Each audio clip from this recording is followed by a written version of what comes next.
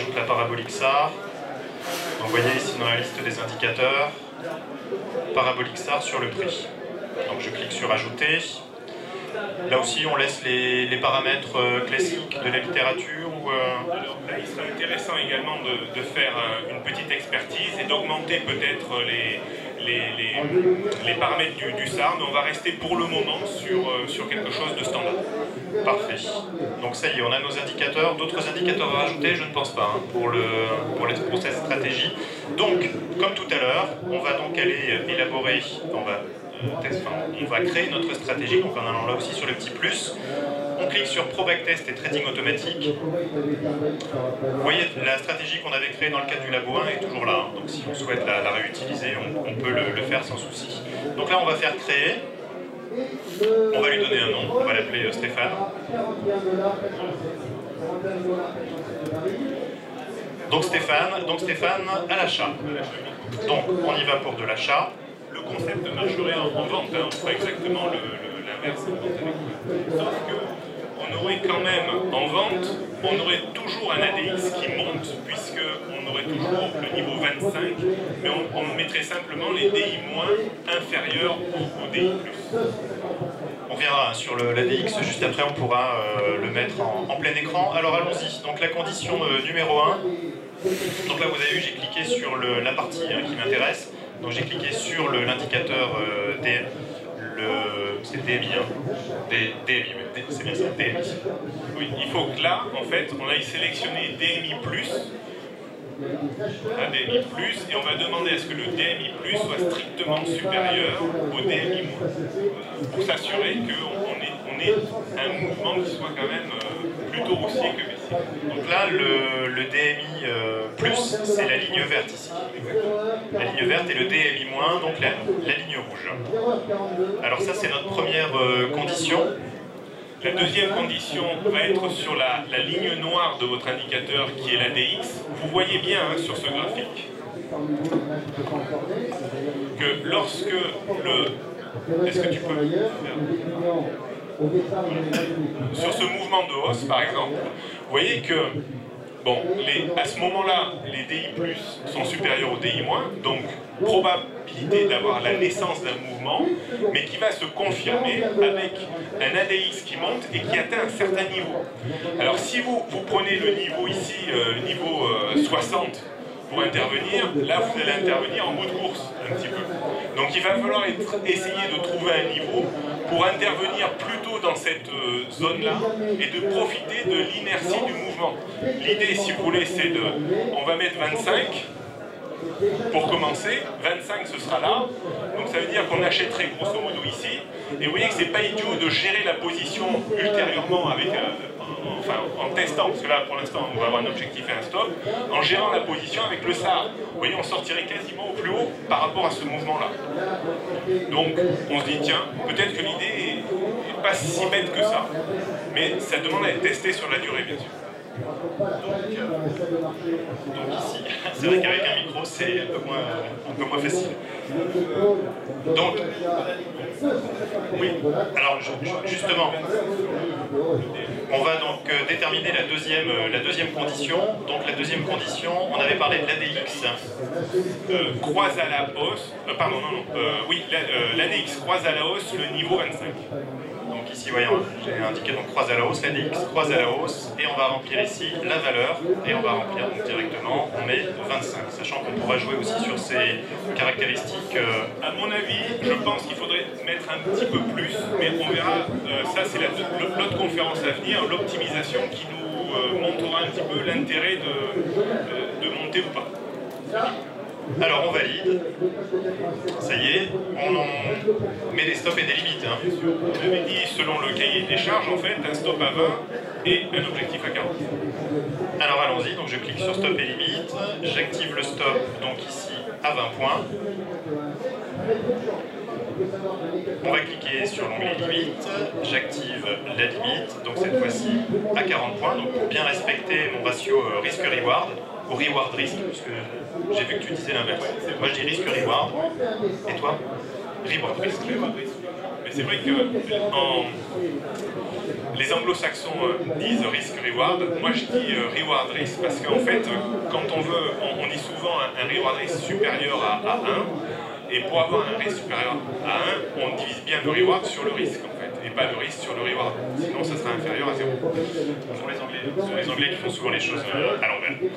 Alors, on va générer le code. On y va? Dis-moi.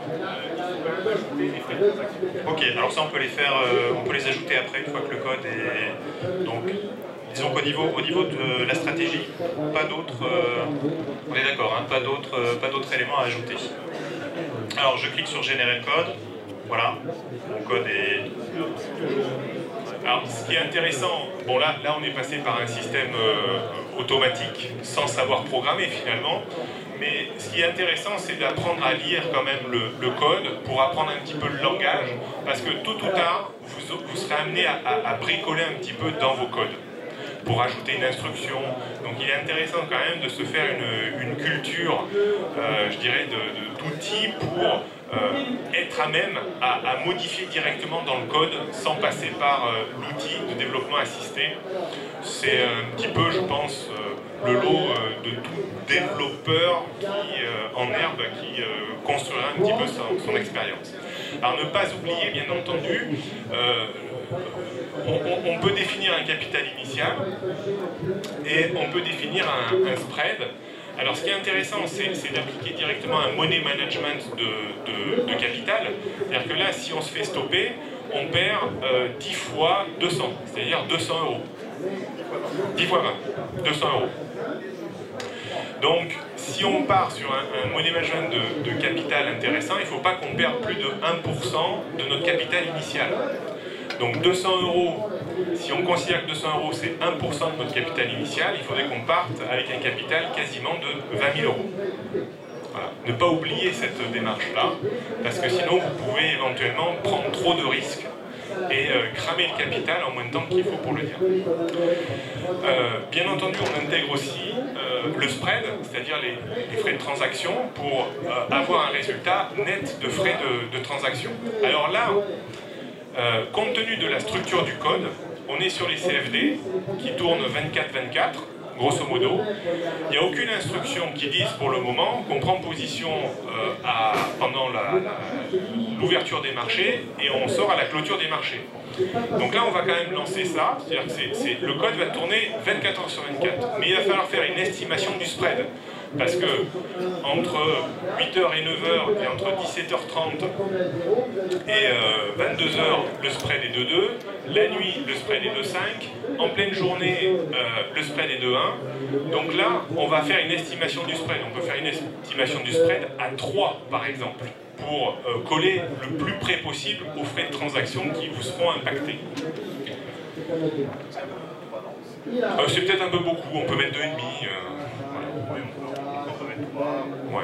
Après, on voit l'impact du spread sur vos stratégies. Hein. Vous pouvez tester plusieurs spreads. Alors voilà. Allez, on y va. Donc ça, c'est un premier jet. Souvent, et pas forcément des meilleurs. Hein. Donc on aura à creuser. Voilà, vous voyez. Bon, on n'a pas dit notre dernier mot quand même. Donc en fait, je pense que notre code, là, a un inconvénient majeur. C'est qu'on travaille des systèmes ADX et DMI plus, DMI moins, qui tournent H24. Et c'est vrai que la nuit, quand vous regardez le CAC 40, souvent la volatilité est quand même moins importante. Donc vous pouvez éventuellement vous faire choper dans des mouvements beaucoup plus éphémères et destructeurs de profit. Donc il y aurait déjà une première mesure que l'on pourrait tester, c'est dire voilà, on va vraiment partir dans un système de day trading. On va prendre position, par exemple, entre 9h du matin et 16h30, déjà pour être sûr d'avoir un spread de 1. Et on va clôturer la position, quoi qu'il arrive, à 21h45. Là, vous êtes vraiment dans une logique de day trading. C'est-à-dire, on prend position pendant l'ouverture du marché avec les spreads faibles et on sort avant la clôture du marché. Donc ça évitera vraiment le bruit de la nuit ou les variations du CAC 40 en pleine nuit ne sont pas vraiment des plus significatives et risquent de détruire plus que de créer de la plus-value. Donc on va déjà voir si, en faisant ces deux modifications, et Christophe va vous les expliquer, si on a déjà un bénéfice supérieur à faire ça.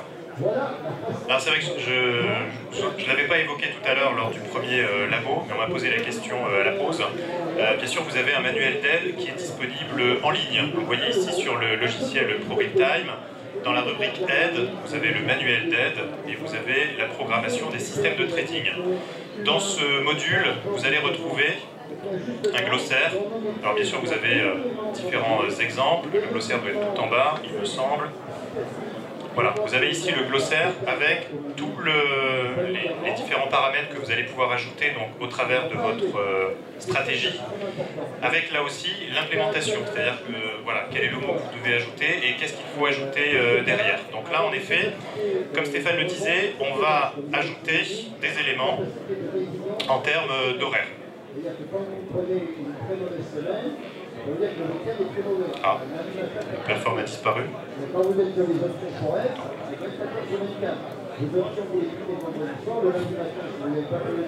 J'ai dû faire une fausse manip.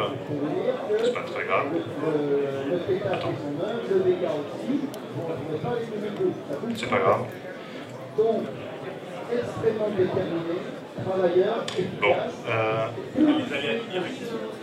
Ah voilà, ça y est. Non, c'est parce que j'ai créé plusieurs bureaux, donc c'est pour ça. Alors, on va ajouter donc un premier paramètre. Donc le premier paramètre en termes de fermeture de position. Oui, c'est ce qu'on appelle un def param flat after. Flat after, ça veut dire plus de position après, et on va mettre une heure. Donc on va mettre par exemple 21h45. Là aussi c'est empirique, hein. On pourrait essayer 21h30, 21h, 21h55, enfin tout avant 22h. Voilà. 21h45, 0. Donc là on est comme chez les militaires, on ferme à 21h45, 00. C'est précis. Ensuite on a... Après on ajoute en fait, on dit on va prendre position uniquement à l'ouverture des marchés jusqu'à une certaine heure, c'est-à-dire pour déjà éviter de prendre des spreads plus importants. On va essayer de travailler avec un maximum de spreads courts, autour de 1. Donc si on prend position à partir de 9h jusqu'à 16h30, ça se fera avec un spread de 1, à moins bien entendu qu'on prenne des fois avec des petites élasticités de spread, mais généralement, compte tenu du code là, on doit prendre à peu près avec un spread de 1, quoi qu'il arrive, il ne devrait pas y avoir beaucoup de différence. Donc on va mettre if time, l'heure, est supérieure à 0900, donc et time inférieur à 1630.00, plus les conditions qu'on a définies sur l'ADX et les DMI+, alors on prendra position. Ah ben le spread là on va pouvoir le baisser de façon draconienne, on peut mettre 1, 1,1, on sera dans les clous. Alors on y retourne. Alors, on essaye de voir si c'est mieux que tout à l'heure.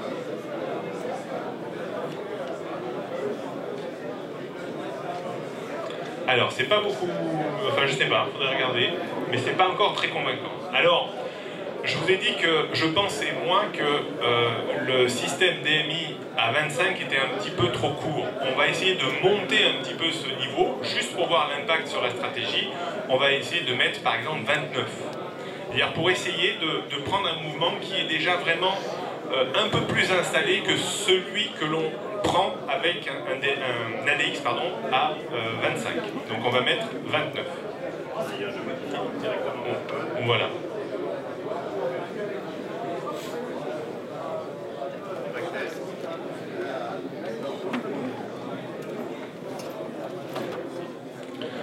Voilà. Vous voyez, l'impact immédiat, c'est-à-dire qu'en prenant un ADX à 25, eh bien, on va encore prendre des mouvements qui ne sont pas vraiment bien installés et qui, finalement, font pchit. Donc, là, c'est encore empirique, 29. Il serait peut-être intéressant, et ça on le fera tout à l'heure, de voir s'il y a peut-être plus intéressant que 29, 28, 29,5, 30. Voilà, il faut essayer. Alors, notre code est encore perfectible parce que on ne sait pas si le stop à 20 est mieux que celui à 15 ou celui à 25. On ne sait pas si l'objectif à 40 est mieux que celui à 35 ou à 45 historiquement. Donc là aussi, on pourrait essayer de changer un petit peu ça, de modifier ou d'optimiser un petit peu ça par rapport à l'historique, en espérant que finalement, par la suite, on ait des marchés un petit peu similaires. Alors ce qui est intéressant, c'est de faire des backtests sur des périodes assez longues, de façon à ce qu'on ait eu un petit peu toute la distribution de marché, des haussiers, des baissiers, des neutres, des plats, pour se dire, voilà, si mon algo est un peu tout terrain sur cette période où ça a monté, ça a baissé, ça a stagné, eh bien, il y a une meilleure probabilité pour qu'à l'avenir, eh bien, il soit tout aussi efficace. Si par contre vous testez votre algo sur un historique où ça ne fait que monter, il est clair qu'avec une situation d'achat, vous allez avoir de très bons résultats. Mais comment va se comporter votre algo lorsque le marché ne fera que baisser? Donc c'est des questions qu'il faudra vous poser. Et c'est là où, finalement, quand on bâtit quelque chose, aussi simple soit-il, c'est pas très très compliqué, il y a quand même beaucoup de travail de recherche et des biais à prendre, biais principalement en ce qui concerne la gestion souvent de position et l'optimisation des fois de paramètres un peu de base. Alors on peut tenter de supprimer le profit, par exemple. On va mettre simplement un stop et on va dire qu'on sortira quand on cassera à la baisse le parabolique. C'est une possibilité. On peut le faire, on peut essayer de le faire maintenant. Alors il faut la formule de code. C'est ça le truc. Donc en fait, ce qu'il faudrait faire quand parce que exactement, il faudrait